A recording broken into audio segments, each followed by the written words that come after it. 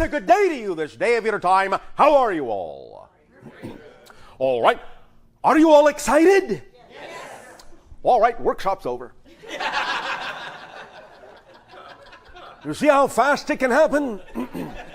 Have a good time, good day. Now, allow us to begin by saying we have no idea what we're going to talk about. The reason I say this is to allow you to understand that when you live totally in the moment, you don't necessarily have to plan everything out, don't necessarily have to lay it all out before you do it.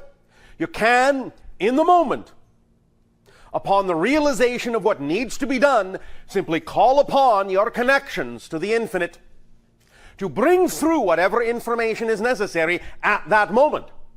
You don't necessarily need to think about it a moment before. Just know that you will know what you need to know when you need to know it, and it will be there for you. This connects into the idea of living fully, your excitement, being present, being in the now, and knowing that you are connected to all that is in whatever way, shape, or form at any given moment you need to be to bring through for you at that moment what you need most. Living in that trust, living in that assurance, living in that knowledge is the state of being that best reflects living your life to the fullest, living your excitement to the fullest. Now again, when we talk about the idea of excitement, you can use any kind of label you wish to represent that. We understand that words have different meanings in your society, and excitement, in a sense, can be many things to many people. It can be unconditional love, it can be joy, it can be bliss, it can be passion, it can be a peaceful state of mind. You don't always have to be jumping up and down to be excited. When we talk about the idea that we refer to in your language as excitement, we are simply talking about that vibrational state that represents you being in harmonious alignment with your true natural self. And the process of discovering your true natural self and being that true natural self is what it's all about in terms of having a life that allows you to experience ecstatic explosions of synchronicity and effortlessness and creativity and love and joy. It is the willingness to be who you really are, to discover who you really are and be that you.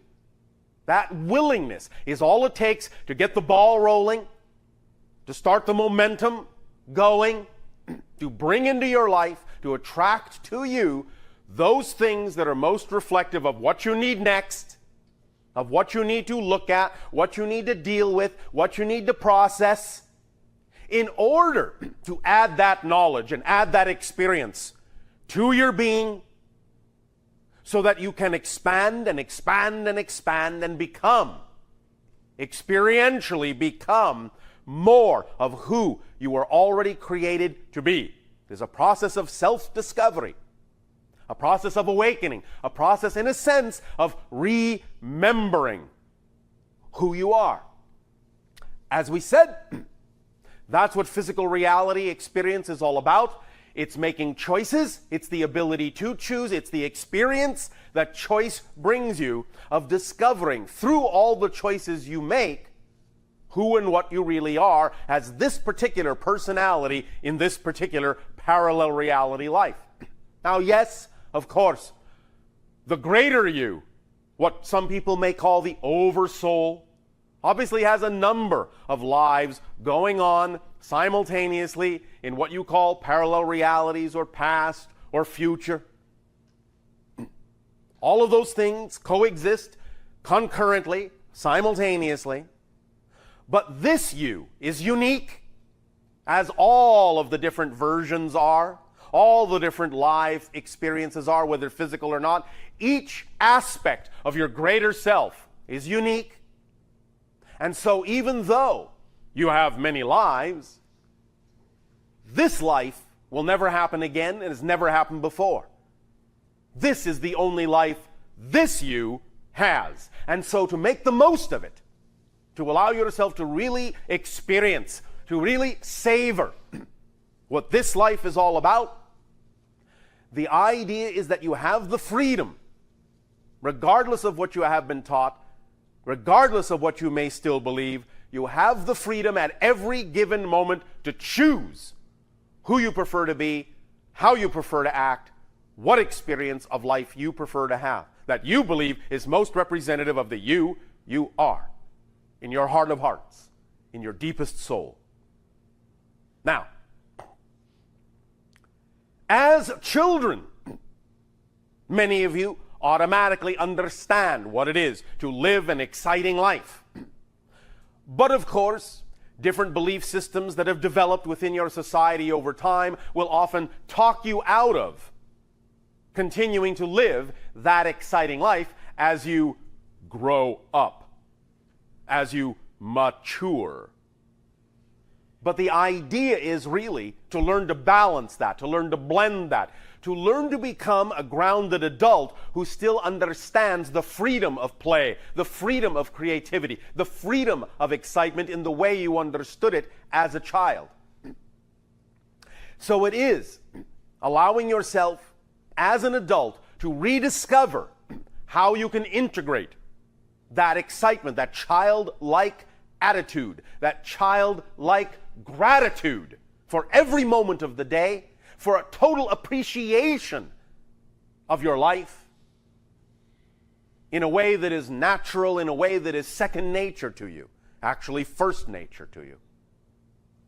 So that you can know with assurance that as you move through life and as you make decisions and as you make choices, you are constantly supported in whatever choice you make, to whatever degree you are willing to make it. You are never not supported by the universe. And this is the first element we wish to drive home with you with regard to the idea of living an exciting life. Is the understanding and the realization you are never not supported by the universe. Totally. Many of you can create an experience as if you are unsupported in a variety of categories and ways, but all that is happening is you are being supported in what might be a negative belief. The universe does not judge. All that is does not judge whatever belief you choose to experience. And if you choose to create a definition and a belief within your consciousness that says you are not supported, the universe will support you in your experience of lacking support. You are always supported, but you are only supported to the degree and in the manner your strongest belief says you are capable of being supported in.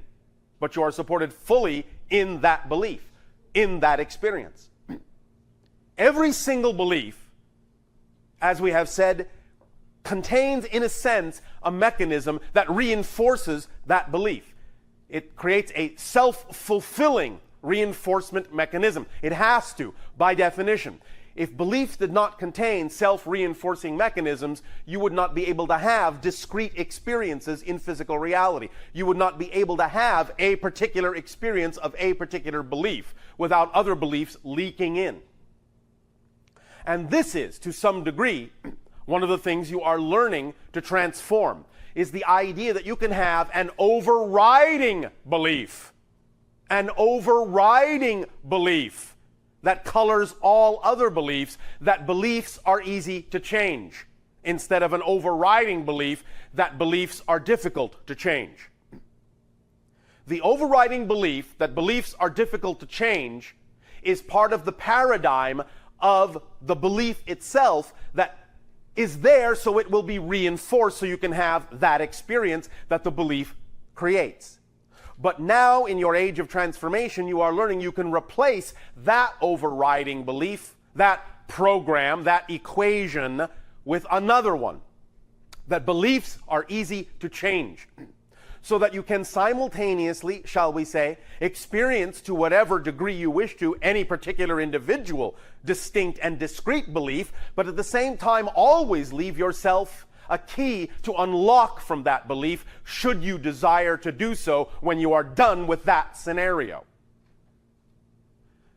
This, in some sense, is the malleability, the flexibility that is required as children have it to shift very quickly from belief to belief to belief to belief, from experience to experience to experience to experience, creating a life that can go at any given moment in any direction whatsoever. So that you understand that every single moment is a zero moment and is absolutely not connected to the moment that was there before it, unless you believe it is. And that's the key. At every moment, you have the absolute and total ability to reinvent yourself, redefine yourself wholly, completely, and become a completely different person. That is another thing that it helps to begin to realize, fully realize, when it comes to living a life of high excitement, is that every single moment you actually are literally a different person. And the person that was there a moment ago is not the same person. And even though you may look in a mirror and see what you think is the same face that was there a moment ago, that is just an illusion of continuity that you are creating for convenience sake, so that you will not be deemed crazy or insane by your fellow members of society. But you could create such a distinct difference in the person from moment to moment that when you look in the mirror, you would actually see a different face every single time you look. Some of this ability has been demonstrated, as you say in your language, scientifically, medically, in cases of what you call multiple personality, where you can actually have one personality that actually has a particular physical condition, such as a cancerous tumor. But when they switch to another personality, the tumor is nowhere to be found, instantaneously transforming because this personality never had cancer. It's not that reality anymore. That this can be done by individuals exhibiting multiple personality disorder shows you what kind of capabilities you actually have, and if you can, as you say, get a handle on transformation to that degree, and at the same time know that it doesn't have to be out of control, then you can also make the same kind of transformation instantaneously in any way, shape, or form you wish. And when you begin to understand that that's what you're already doing anyway from moment to moment, then you can, with more consciousness and more intention, guide the transformational change from moment to moment in the direction of your preference, in the direction of your excitement. Remember, that's what it's all about. It's not about learning how to do these things. You already know how to absolutely and completely and utterly do all these things. Create any reality, every moment, transform instantaneously, let go of one belief and latch onto another instantaneously from moment to moment to moment. You're doing it all the time.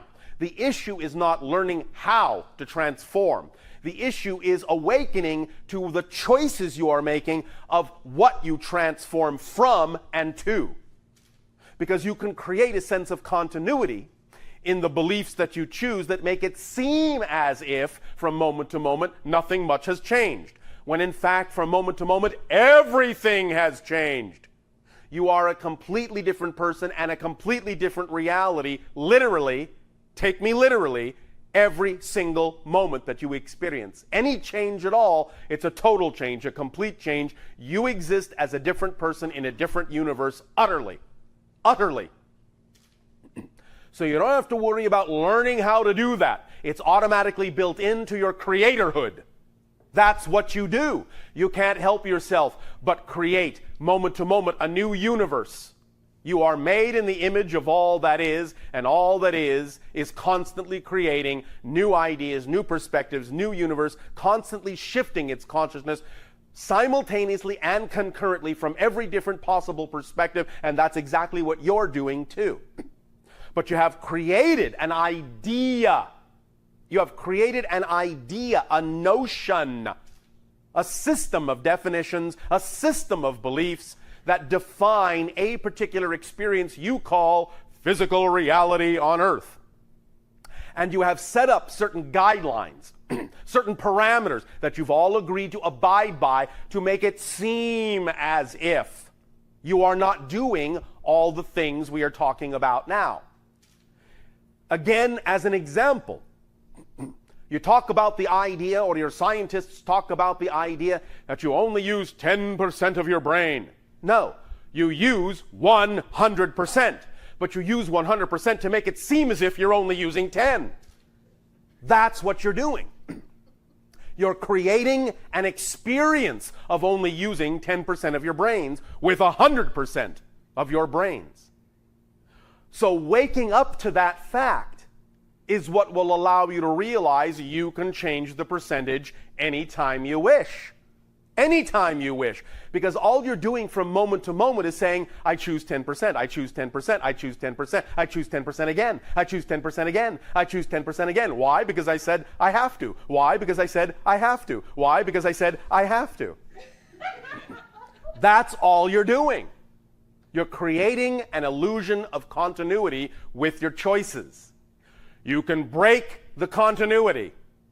Now, I understand, again, because of belief systems within that particular paradigm, that the idea of breaking continuity can be scary because of the way you define the concept of breaking continuity. But what this is all about is learning to break continuity creatively. This is all artists do anyway. You're all artists. You're all geniuses. The idea of there being a fine line between genius and insanity is exactly this issue. The individuals on your planet that you call insane or have psychological disorders like the multiple personality disorder we recently mentioned, the only difference is that they are not aware of what they are doing in such a way that they can apply it creatively. They're not breaking their continuity intentionally and consciously. This is all about doing the same thing, but doing it intentionally and consciously and artistically and creatively. That's the only difference, and that's why you recognize instinctively, intuitively, that there's a very fine line between genius and madness. Because the idea of going from genius into madness is simply an idea of creating a belief system that allows you to forget that you are capable of breaking your continuity at will. And when you impose upon yourself the belief system that you are not breaking your continuity by choice, then you experience the thing called madness or disorder. But when you understand that you are breaking your continuity by will, by choice, then you have genius and artistry and creativity. That's the only difference. It's an issue of understanding how to break your continuity by choice and liking it, enjoying it, and not being afraid of it. It's all about making a friend of the unknown. Making friends with the unknown, allowing the unknown to be a place of excitement and surprise and discovery rather than a place of fear, rather than something to run from, rather than something to hide from. It's a place to go toward. The unknown is where you will discover all the rest of yourself. That's where the rest of you is. In the unknown. So you want to develop a willingness, not just to crawl there, not just to walk there, but to run there, run to the unknown. Embrace the unknown. It only contains more of you. That's all the unknown ever contains. More of you. More ability to discover more of you.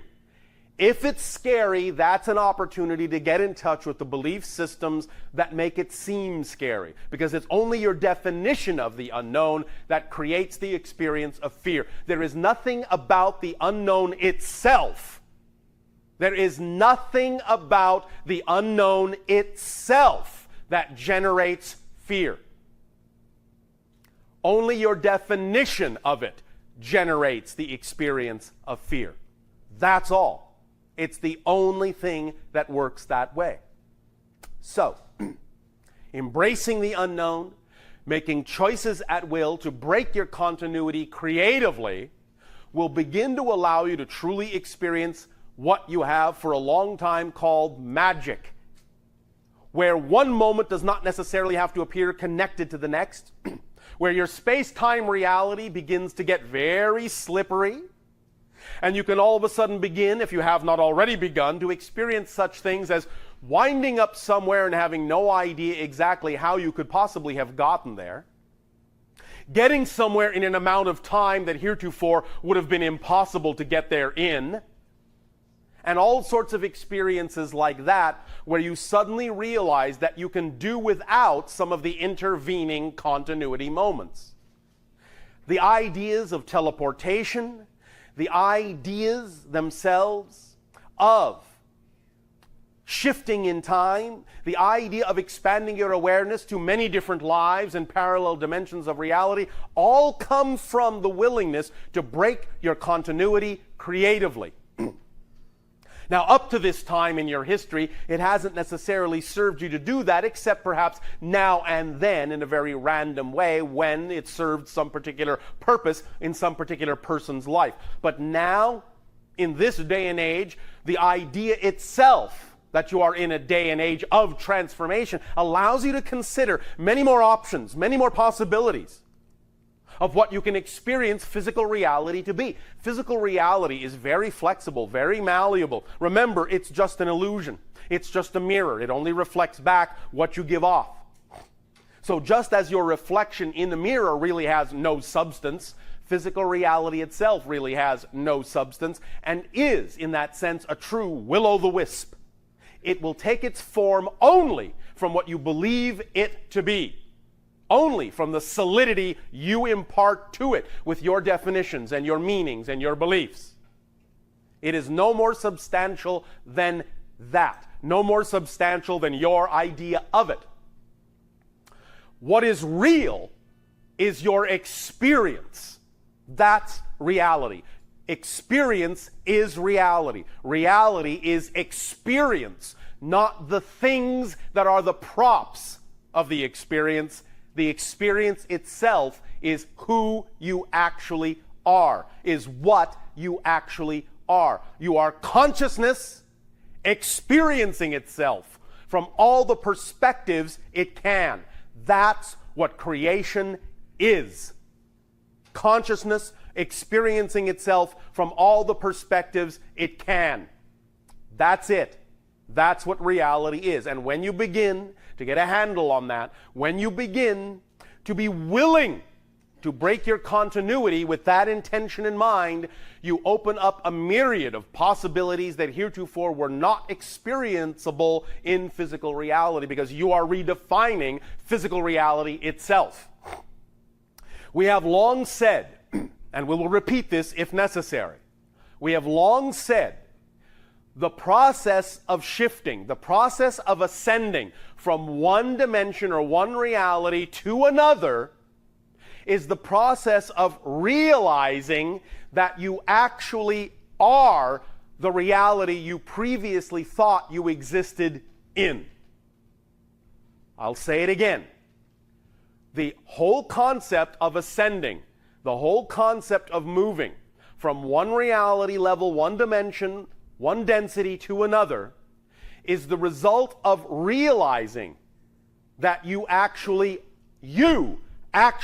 are the reality itself that you previously thought you existed in.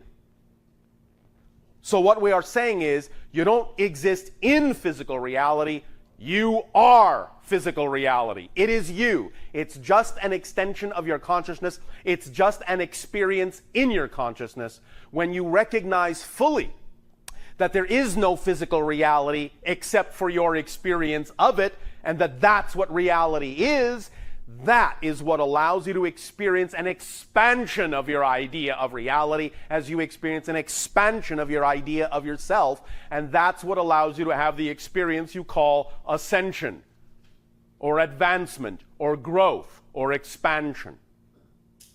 Does that make sense to you? Yes. Is there someone to whom it does not make sense? All right.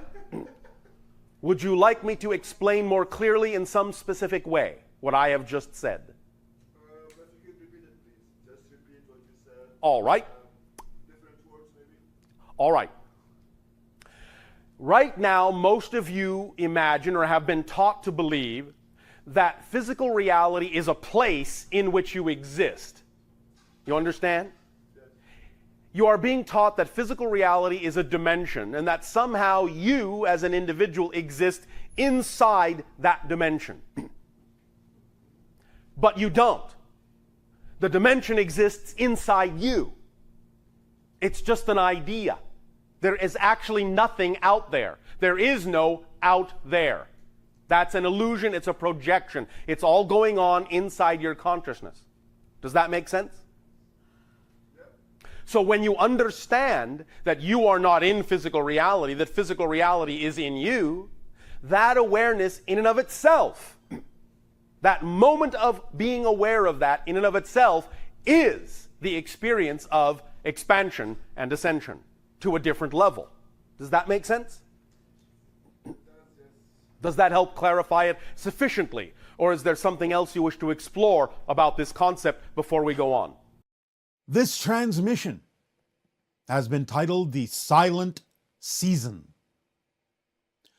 What we mean by this is that now you are going through a passage from one cycle to another, from the idea of arranging energy, arranging activities to pass from where you have been to where you are going, to enter 2026, the year of disclosure, in a way that will help accelerate and bring this about. So, in this transmission, we will provide an exercise, a meditation, specifically designed to allow all the elements that are required, all the elements that are necessary to help accelerate you toward disclosure, toward open contact, and bring them into alignment so that that reality can more easily manifest, so that you can provide the organized energy that will allow that reality to crystallize.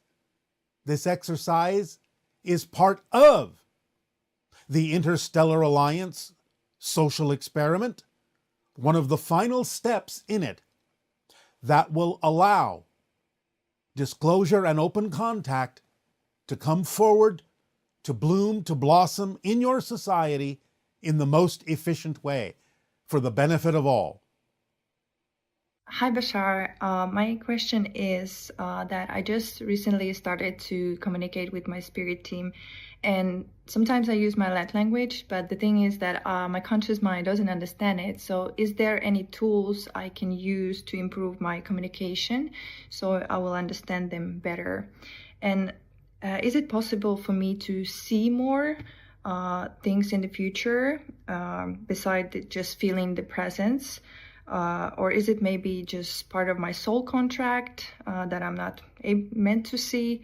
And if so, can I change my soul contract, or can we change in any time our soul contract? Thank you. No, you cannot change your soul contract, but I'm not saying that that is part of your soul contract, is to not see them. So the idea is you can improve that ability. It is not eliminated or forbidden in your soul contract to do so. even though you cannot change your soul contract. But the idea is that light language is simply the receiving of channeled energy, channeled information that is not being translated into your brain into language that you understand. So it's kind of like the raw form of channeling that doesn't translate into any particular language on Earth. You can continue to use it that way to create tonalities that can help people by creating vibrations that they can match that will allow them to upgrade themselves, heal themselves, do a variety of things. But if you wish to have more of a literal understanding or a translation, then it may be important for you to have people actually asking you questions rather than just using it to enhance your connection to a spirit team. So the idea is that, again, if you ground the information in the people asking the questions, then you may be able to practice having a certain center of your brain start to learn how to translate the light language into actual physical human languages by practicing, by having people ask questions, and then you just keep practicing how to allow it to translate into language to give them the information that they seek through you. So you can do it that way, or in a meditative state for about 15 to 20 minutes in the morning or the evening when it's quiet. You can have a journal and you can ask your spirit team for information. You can ask your own questions, ask them out loud, and then just see what you get and write down in the journal, physically write down in the journal whatever it is you get. It may start out seeming nonsensical, but that's all right. Do this for 2 to 3 weeks. You will start seeing patterns, and this can help you practice allowing that area of your brain that can translate light language into physical language to gain more experience by doing it this way, by writing it down in a journal.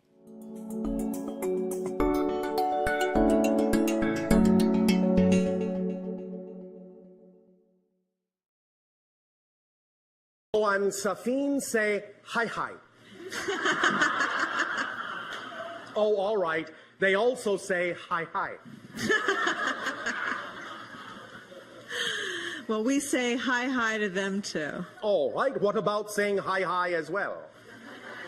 Hi hi. Hi hi. Thank you, Bashar. Thank you That was lovely. for allowing us to share a portion of our experience of life. Yes, we're looking forward to more. Hi, Bashar. And to you, good day. I just want to thank Speak you. up and be bold so that all may hear what you have to share. Sorry. I just want to thank you for acting as a reflection for me. We thank you for allowing us to do so. I have a question about instant manifestation. Instant manifestation, yes. I know that everything instantly manifested and all through the time delay. Yes. That's Time delay, remember, time delay is just an illusion. Right. There actually is no such thing as a time delay. Okay. There is always instant manifestation, every moment. It's just that what you instantly manifest in the next moment may not appear to look very different than what you were manifesting the moment before. But it is completely different. The way you would then recognize that you're always instantly manifesting is to create the next instant manifestation to look very different from the one before it. That's how you'll tell you're instantly manifesting. That's how instant manifestation would be revealed, but you're already instantly manifesting, but most of you are doing it in such a way that you're creating a sense of flow and continuity in such a slow change appearance that it appears as if there's a time delay when no such thing exists. Does that make sense? Yeah. All right. So where do you wish to go with this idea from here? I want to... Speak up. Sorry. I wanted to create a device or a thing that allows instant manifestation. But you are the device or thing that creates instant manifestation. I know that, but... You want to create a reflection, a simulacrum Yeah. of that. It would be an equivalent of the controls of the holodeck. You may do that if you wish. What is the first thing your imagination tells you as what would be the best way to approach creating such a simulacrum? It tells me to start getting rid of my belief systems. No, not getting rid of them, transforming them. Bypassing them, yeah. From what to what? Can you pick a specific belief you have now that is not allowing you to do this, and tell us what you would like to transform it into that would allow you to do it? It would be the simple belief that, we walk around the world and, we interact and we touch a wall and it's there, that kind of belief, whatever that is. All right. And what kind of a belief can you actually replace it with that would allow you more flexibility and malleability in the illusion of space-time? Well, I was thinking about beliefs as maybe like a virus. Could I program a belief to be a virus and take out the beliefs in the way? All right. You can do that. Okay. The zone, neutral zone that you were talking about, Yes. I assume that's a method to get that done? It is one permission slip that takes advantage of certain strong underlying archetypal common energies for you all. So yes, it might work for you as well. If you wish to apply any specific twist to it in your imagination, feel free to do so, because your imagination knows what it's doing when it does that. Do you have a practical method you could suggest to me? Was that not a practical method? Yeah, it was. Maybe So what other practical method are you referring to? more in alignment with my excitement. Allow yourself to sit in an empty room, and besides the room, have one other object of your choosing in that room. I would suggest that the object be of a homogeneous material. You understand? Not many mixed materials. Okay. One homogeneous thing. As you sit in the absolutely empty room with that homogeneous thing, allow yourself to view it in relatively low light, whatever color seems peaceful to you. Have the light behind you so you can't see it, but have it be bright enough just to see the thing. And as you look at that thing, remember what we said about the prime radiant. Do you? No. All right. Sorry. Imagine this first. What your scientists call a subatomic particle. This is just a euphemism, but it will do for this exercise, all right? A subatomic particle. Can you imagine that? Sort of. Sort of. All right. Doesn't matter. It's not a precise thing, because, as I said, it's only a euphemism. It's only a symbol. Whichever way you choose to depict it will work. All right? Okay. All right. So, do you have the picture of that subatomic particle? Yeah. All right. Now, imagine that this subatomic particle has no restrictions, no limitations. It can actually move at infinite speed if it wants to. Can you imagine that? Yeah. If something can move at infinite speed, that means it can be everywhere at once, correct? Right. Yes? Yes. That means it could appear to be more than one particle, couldn't it? Yes. All right. But you know it's the same particle, yes? Yes. All right. That is actually how reality is structured. All of the subatomic particles in you are the same subatomic particle, and they're the same subatomic particle in every single person in the room, and on the planet, and in the universe. The same one particle. Not the same one kind. The literally same one particle makes up everything by being so infinitely fast that it can actually appear to be another particle and another particle and another particle next to itself at the same time. So the trillions upon trillions upon trillions, apparently, of particles are actually the same particle appearing next to itself over and over and over and over again in a geometric relationship not unlike what you are seeing in the holotope diagram.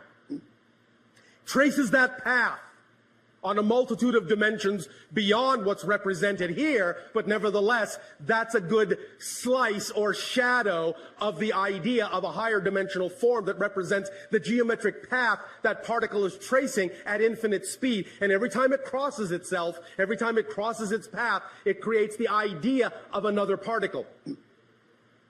Now, having said that, The idea is that when you sit in that empty room, aside from that one other object, if you can begin to imagine the particle going back and forth between you and that object, creating all of the particles in your body and all of the particles in that object, and begin to really start to understand and truly comprehend, truly viscerally begin to feel that it actually is the same particle, that you are that object, that that object is you.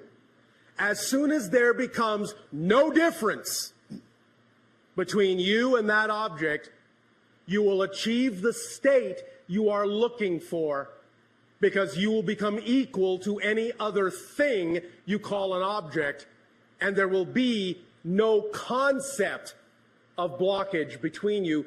You can become, you can pass through, up, down, it doesn't matter. You can, in that sense, become immaterial to each other because you recognize you are one and the same thing at that moment, and you can trade places in any way, shape, or form you wish. How's that as an exercise? That could work. Yes, it could. So play with that and see what happens, all right? Yeah, I was wondering, is it possible to, instead of do it that way, is it possible to contact a higher consciousness? Yes, of course.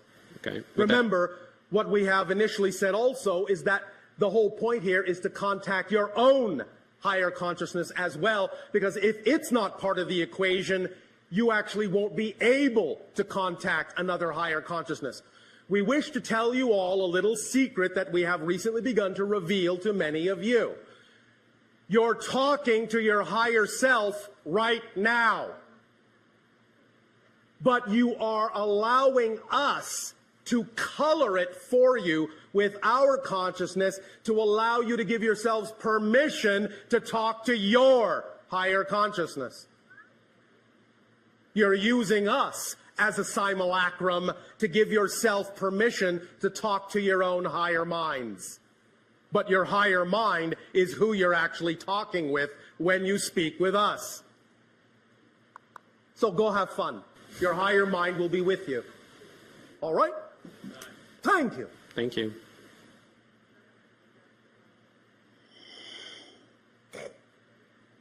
Good afternoon, everyone. Andrew, you good day. Thank you. We have this kind of idea in our civilization. It's about utopia. It's when everything is perfect and we were trying to build it. And how it's like your civilization doesn't look like... Our civilization operates on what you would call perfect synchronicity.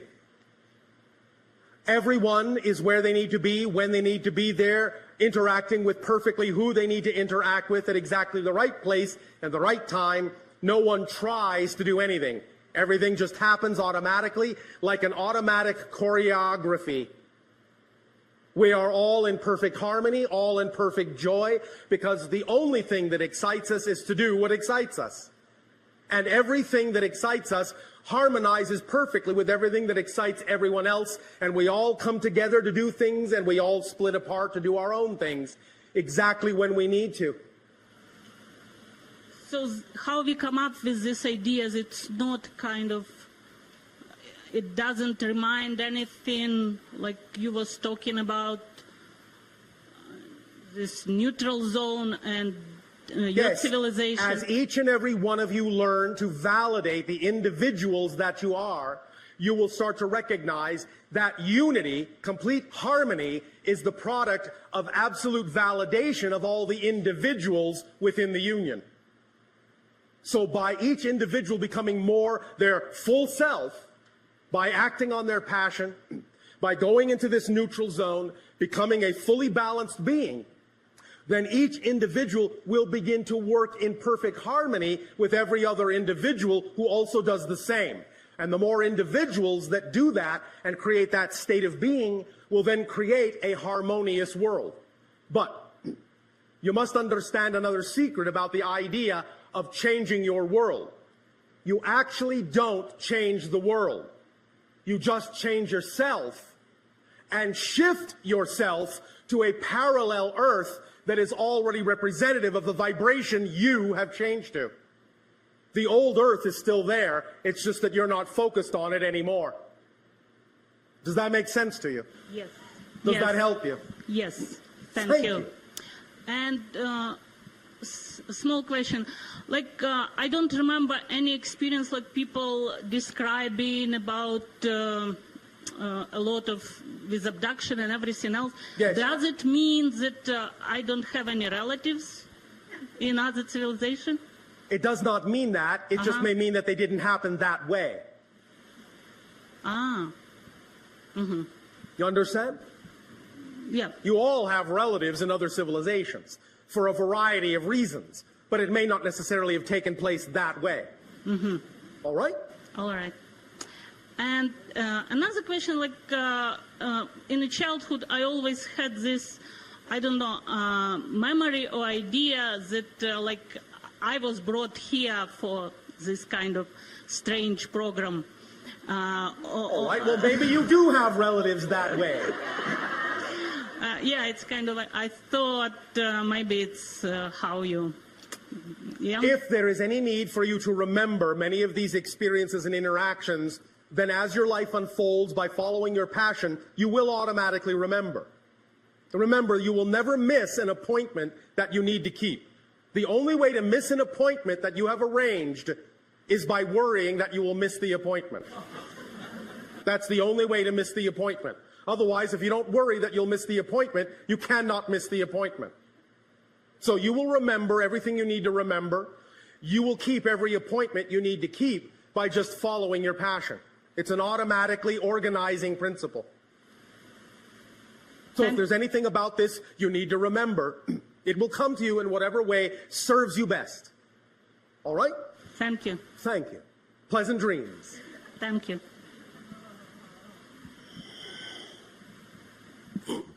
Greetings, Bashar. And to you, good day. I would like you to speak about phobias. Phobias. Yes. Specifically, why does it take the energy away from you to give you a fear about something that you shouldn't be afraid of? If you are afraid of it, it is an indication of a belief system within you. Every single emotion is an indication of a definition you believe to be true about yourself in relation to the circumstance. So phobias are strong symbols of a definition that is out of alignment with your true self, and it is a sparkling opportunity when you feel the fear to use the fear as an indicator and a guide to find out what that definitional belief is, so that in identifying it, you can transform it. But it almost always has to do with the idea of a belief or a definition about yourself in relationship to something in the circumstance or some circumstance in your life that it symbolizes. Does that make sense? Yes, no, maybe? No. Oh, all right. What about it doesn't make sense? The way that it controls my higher consciousness, that I'm very passionate about being somewhere else.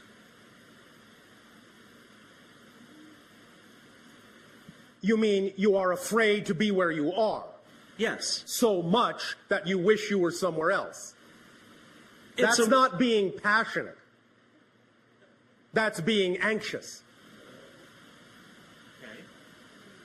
So the idea, again, is that any time a fear comes up, be it the idea of what you might call a quote-unquote normal fear or something on the level of a phobia, it is an indication, and I'll go further this time, it is an indication of a belief or a definition about yourself in relation to some circumstance in your life. That's what a general fear is, an indication of some negative belief about yourself in relation to some circumstance in your life. A phobia, being that it is so much more amplified or magnified, is an indication not only of a negative belief about yourself in relation to some circumstance in your life, it is also an indication of a belief, of the existence of a negative belief that allows you to be addicted to the negative belief about yourself. It's a reinforcer, an amplifying belief that's also negative. That's why it's a phobia. That's why it is so highly amplified. Does that make sense? Yes. So, nevertheless, still an opportunity to ask the ultimate question in any and all of such circumstances when they crop up. The question being, what would I have to believe is true about myself in relation to some circumstance in my life for me to feel this way about this thing? What does this symbolize to me in my life? When you start asking those kinds of questions in a meditative, quiet state, once you have neutralized the idea, you will start getting answers about what belief system the phobia represents. So the first step is when you feel the fear, all right, be somewhere else, back away, neutralize it, don't put meaning into it, remove the negative meaning. It's just a situation. It's a neutral prop. It's nothing. It means nothing at all. Now then ask the question, what would I have to believe is true in order to have this fear, to have this feeling about some circumstance in my life that this thing represents? When you do that from a neutrally balanced place of meditation and you're quiet and listen for an answer, you will start to hear your higher mind answer you about what the negative belief actually is. You'll start to get a feeling. You'll start to get a picture. You'll start to hear something, or you'll just get a knowingness. Something will just pop into your head, or you'll feel inspired about something. You will get some information. But that's the question. What do I have to believe is true about myself in order to feel the way I do? That's the fundamental question. Make sense? Yes. Does that help you? Yes. Anything Thank else? You. No. Thank you. Thank you. Thank you. I'd also like to talk to the teleconference attendees for just a moment and let them know that if we do have a dropout of our signal, to stay online because we will reconnect you. So thank you all for joining us. Would you like to ask a question? Okay, go ahead and sit here. Hi, Bashar. I know you. Good day. It's wonderful to be with you again still. It is always a joy for us to interact with each and every one of you. Thanks. I was hoping that you could answer to identify for us what the chemtrails are that have been happening around the planet and whether this... We will not talk about chemtrails. Okay. That data is no longer available from this terminal. Okay. Otherwise, can you tell us anything of the the man-made genetically manipulated virus, the H1N1 swine flu that apparently is man-made? That data is no longer available from this terminal. And then otherwise... Are you noticing a pattern? Yes. And, well, third one, and I hope it's not the same response, but the question of the apparently impending compulsory vaccination that is planned for everyone to have. That data is no longer available through this terminal. Okay. Do you know why? No. These are all negatively oriented, fear-inducing based belief systems. Okay. In this particular time now of our interactions with all of you, we simply cannot expend frequencies and energies in those domains.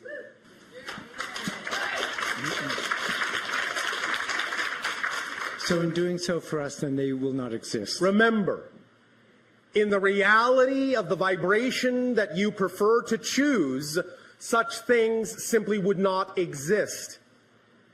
Therefore, it is pointless to discuss things which are not a part of a reality you say you don't prefer. Great. Well, thank Do you. you understand? Yep, I do. That's wonderful. We know that to many of you this may seem simplistic, but it is actually quite powerfully profound if you really take the full meaning of this to heart. So thank you for allowing us to reflect the idea of the preferred vibration of the new reality back to you. Thank you. That's very empowering. Thank you.